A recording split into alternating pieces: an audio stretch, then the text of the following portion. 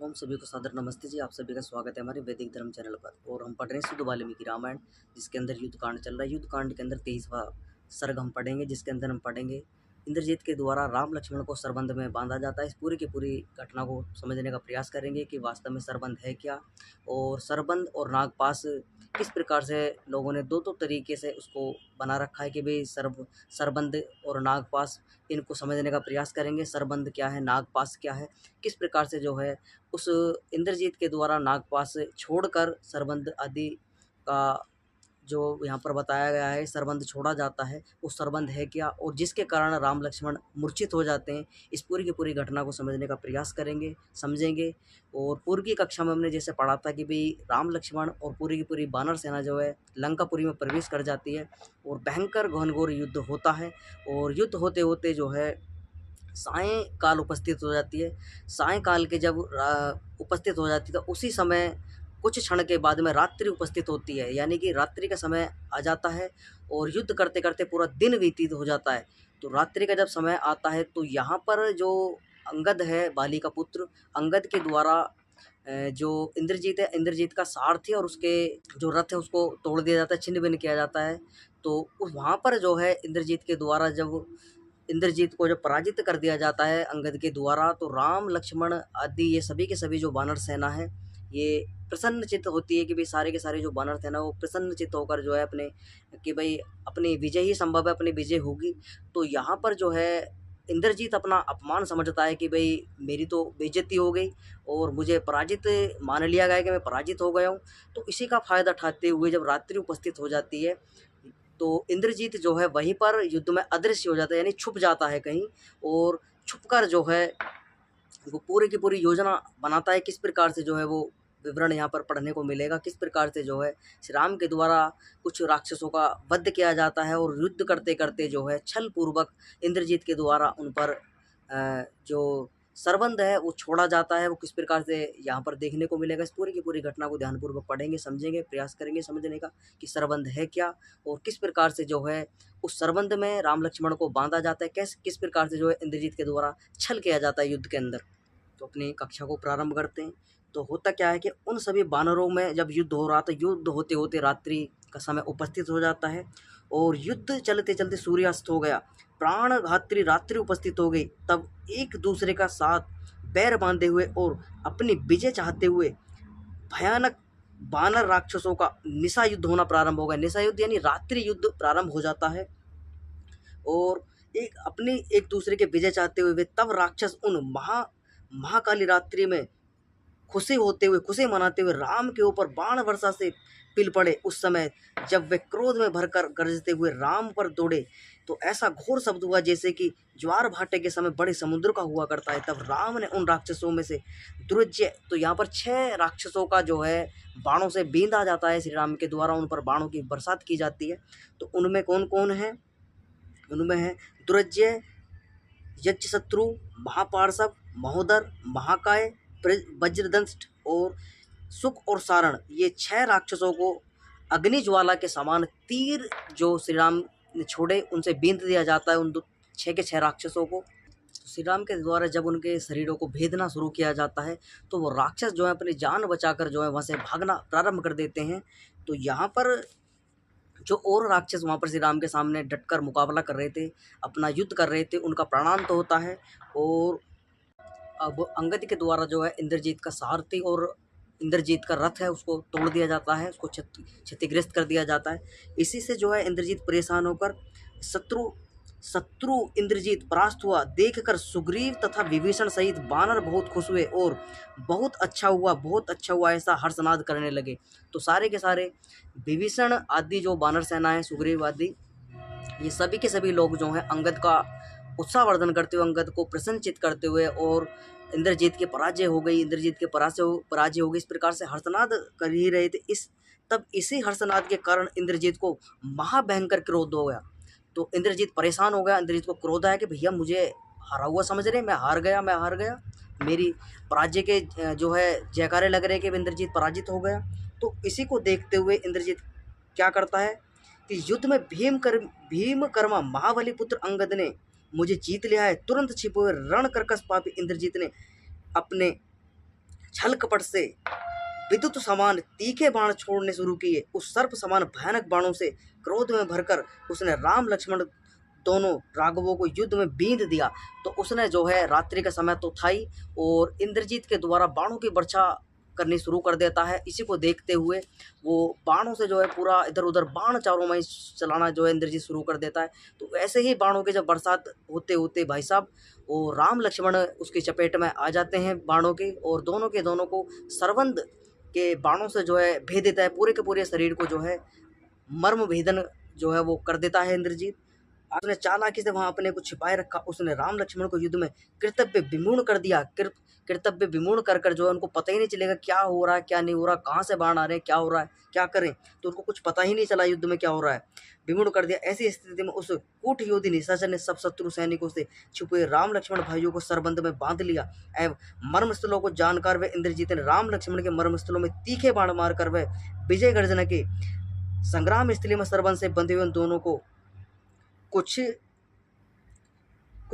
देर बाद दिखना बंद हो गया। तदंतर यानी कि मूर्छा छाने लगी, और दोनों के दोनों भाई जो है मूर्छा के कारण जो है जमीन पर गिर पड़ते हैं, यानी मूर्छित हो जाते हैं। तो सरबंद यहाँ पर क्या है, सरबंद है, सर कहते हैं बाणों को, बंद कहते हैं बांधने को, यानी कि ऐसा बाणों का जो बौछार लगाई गई थी इंद्रजीत के द्वारा उसे सरबंद बोला जाता है।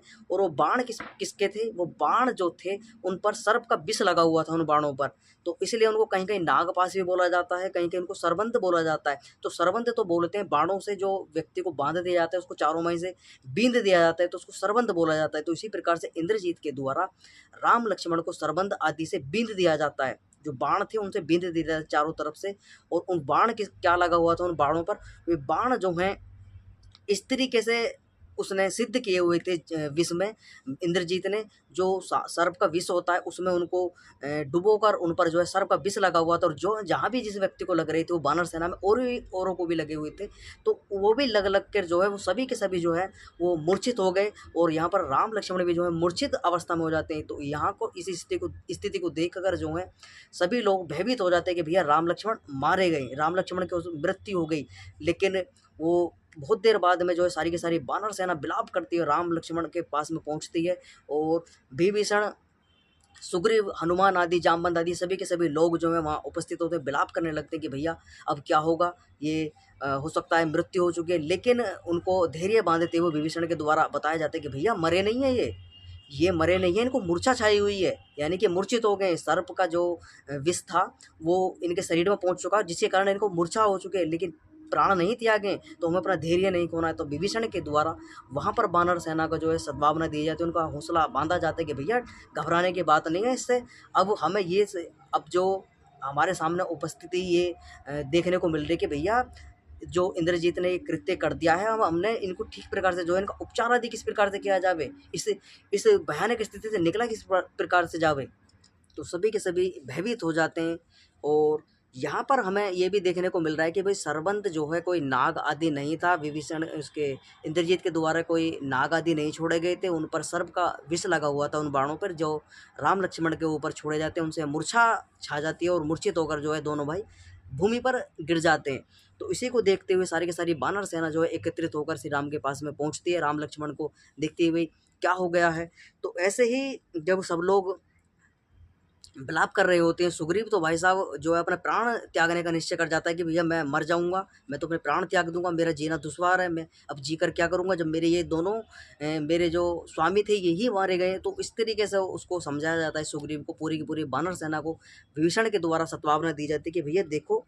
तब वैसे त्रिस्त शोक से व्याकुल नेत्र वाले, आंसू से भरपूर मुख वाले, अत्यंत वे दीन उदास वानर सुग्रीव से विभीषण ने कहा। तो यहाँ पर विभीषण के द्वारा उनको सद्भावना दी जाती है कि उनको धैर्य, उनका धनास बांधी जाती है कि भैया सुग्रीव डरो मत, रोना धोना बंद करो। इस प्रकार के युद्ध में जो है, युद्ध में यही होता है, युद्ध में भाई साहब युद्ध होते ही ऐसे हैं कि एक की विजय संभव है। यहाँ पर जो है अब ये मत सोचो कि यहाँ पर श्री राम की विजय होगी, युद्ध है भैया, कौन जीत जाए किसका क्या पता। तो यहाँ पर जो है उसको सुग्रीव को, वानर सेना को समझाया जाता है कि भैया धैर्य रखो, ये मूर्छित हुए हैं, ये मृत्यु को प्राप्त नहीं हुए, मरे नहीं हैं। आगे विभीषण समझाते कि वीर, यदि हम लोगों का कुछ भी सौभाग्य शेष होगा तो ये दोनों महाबलवान महात्मा मूर्छा त्याग कर उठेंगे। तो यहाँ पर विभीषण के द्वारा भी बताया जा रहा है कि भैया मूर्छित हुए हैं, मरे नहीं हैं, ये मूर्छा त्याग कर खड़े होंगे।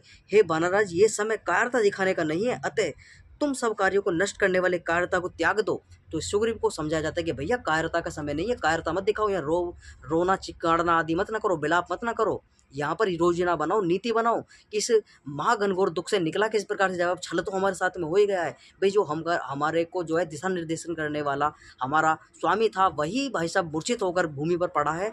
तो हमें इस घोर परिस्थिति में से निकलना कैसे, इस पर योजना बनाओ, इस पर जो है नीति बनाकर जो है कार्य करो। तो ऐसा विभीषण के द्वारा समझाया जाता है। विभीषण को भी देखने को मिलता है विभीषण कितना बुद्धिमान व्यक्ति है कि जो भाई साहब वानर सेना को सद्भावना दे रहा है कि विलाप कर रही है, उन्होंने सोच लिया कि वानर सेना सोच कि भाई साहब मर गए दोनों। सत्य धर्म में निश्चित मनुष्य का अकाल मृत्यु का भय नहीं होता, अतः तुम सभ्य धैर्य धारण करो और अपने सैनिकों को भी धीरज बंधवाओ। तो यहाँ पर विभीषण के द्वारा समझा रहा है कि भैया तुम भी शांत हो, विलाप विलाप मत ना करो, ये मरे नहीं हैं, मूर्छित हैं, इनके उपचार आदि किया जाएगा तो ठीक हो जाएंगे, कोई दिक्कत नहीं है। और इसी तरीके से उसको विभीषण के द्वारा सुग्रीव को बताया जाता है कि भैया तुम भी धैर्य बांधो और अपनी सेना को सतर्क करो, किस प्रकार से जो है शत्रु से पराजय करनी है, शत्रु को विनाश करना है इनका। इधर विभीषण सुग्रीव को इस प्रकार सत्वावना प्रदान कर रहे थे। उधर मायावी इंद्रजीत समस्त सेना को साथ ले लंका में प्रविष्ट हुआ अपने पिता के पास पहुंचता है। तो यहाँ पर जो है इंद्रजीत भाई साहब ये सोचता है कि भाई राम लक्ष्मण तो मारे गए, इंद्रजीत को भी यही लगता है कि भाई राम लक्ष्मण की मृत्यु हो गई, और बड़ा हर्षनाद करते खुशी मनाता हो अपनी सेना को लेकर जो है अपने पिता रावण के पास में पहुंचता है। इंद्रजीत ने हाथ जोड़कर सिंहासन पर विराजमान अपने पिता रावण को राम लक्ष्मण के मारे जाने का प्रिय संवाद सुनाया। कि वो रावण से जाकर कहता है कि पिताजी, आपके जो शत्रु थे राम लक्ष्मण, उनको मैंने अपने सरवंत से मार दिया, उनको विष वाले बाणों से जो उनको क्षतिग्रस्त कर कर जो है भूमि पर पड़े, मर गए, उनकी मृत्यु हो गई। आपको डरने की कोई जरूरत नहीं, लंकापुरी आप भय से मुक्त है और सभी के सभी लोग जो अपने भय को त्याग दो। इस प्रकार से रावण को इंद्रजीत के द्वारा सत्वावना दी जाती है और रावण प्रसन्नचित्त होता है, बड़ा खुशी से आलिंगन करता है अपने बेटे इंद्रजीत को, अपने सीने से लगाता है और बड़ी कहता है कि मेरा बेटा बड़ा बहादुर है इंद्रजीत, जिसने उन दोनों वनवासियों को जो है युद्ध में मार डाला। तो इस प्रकार से जो है वो खुशी मनाता है रावण। तो यहाँ पर हमें देखने को मिला कि भी किसी प्रकार से जो है वो सरबंद आदि कोई नाग नहीं था और न किसी प्रकार का वो इस प्रकार के नाग छोड़े गए थे। तो वो सरबंद क्या था, सर कहते हैं बाणों को, बंद कहते हैं बांधने को, यानी कि वो जो चारों तरफ से व्यक्ति को बींध दिया जावे, बाणों की बरसात करके जो ऐसे रस्सी से बांध देते हैं किसी चीज़ को, तो इसी प्रकार से सारे शरीर के अंदर जो है बाणों की बरसात करके राम लक्ष्मण को बींध दिया जाता है इंद्रजीत के द्वारा, उसको सरबंद बोला जाता है, यानी बाणों से बींध दिया जाता है। बाण कैसे थे, वो विष भरे हुए बाण थे, विष लगा हुए बाण थे, जिसके द्वारा इंद्रजीत के द्वारा उन पर प्रहार किया और लगने के बाद मूर्छा चाह जाती है। तो सर्प में भी क्या होता है, जो सर्प का विष होता है वो व्यक्ति जो है उसको निद्रा आने लगती है। जब सर्प किसी को काट लेता है तो उसको निद्रा आने लगती है और उसको निद्रा आ जाए तो अगर व्यक्ति अपनी आंखों को बंद कर ले तो भाई साहब मृत्यु भी उसकी शीघ्रता कुछ ज़्यादा विषैले सर्प हों तो मृत्यु भी हो जाती है। तो इस प्रकार से जो है अपने मूर्छा अवस्था में वो पड़े हुए थे दोनों के दोनों, उनको देखा जाता है वानर सेना के द्वारा और विभीषण के द्वारा समझाते हैं कि भैया मरे नहीं है, सही है। तो ये पूरा का पूरा घटना हमने समझी, सरबंध क्या है, नागपाश क्या है, तो उसी को नागपाश बोला गया है कि नागों का उनमें विष लगा हुआ था उन बाणों में, और जो बाण छोड़े गए थे उनको पासा जो बंध गया था वो बाण जो बांध दिए गए थे राम लक्ष्मण के शरीर पर बींध दिए गए थे, उनको पास बोला गया है। तो ये पूरी की पूरी घटना हमने समझी किस प्रकार से जो है नागपाश सरबंध क्या है, ये पूरा का पूरा विवरण हमने समझा, ध्यानपूर्वक पढ़ा। जितने भी लोग चैनल से जुड़े हुए हैं चैनल को सब्सक्राइब अवश्य कर लें, वीडियो को लाइक कर दें। किसी प्रकार की शंका है कमेंट बॉक्स में अपने प्रश्नों को रख सकते हैं। इस पूरी की पूरी घटना को अपने ध्यानपूर्वक पढ़ा, आपके लिए बहुत बहुत धन्यवाद। आज की शिक्षा को विराम करेंगे, सभी को सादर नमस्ते जी।